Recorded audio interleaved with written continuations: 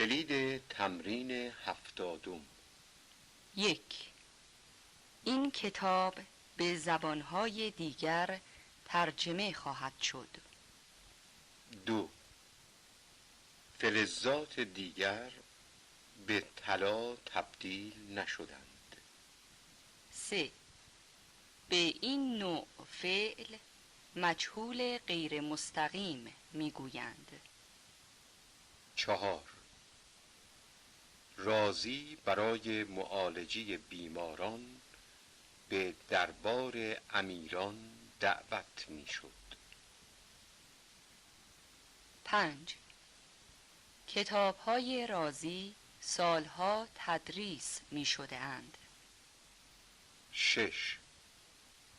متاسفانه به این موضوع بسیار مهم توجه نشد. 7. در حدود 1000 سال قبل الکل کشف شد. 8. رازی به چشم درد مبتلا شد. 9. به پزشک خوب زیاد مراجعه می شود. 10.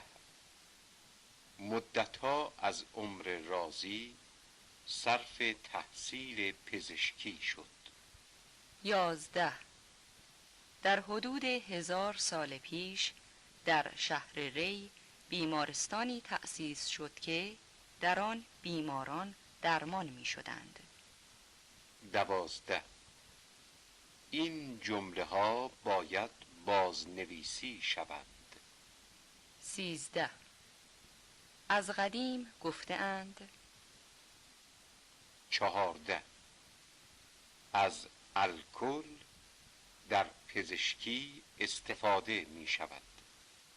15. بیمارستان شهر ری به خوبی اداره می شد.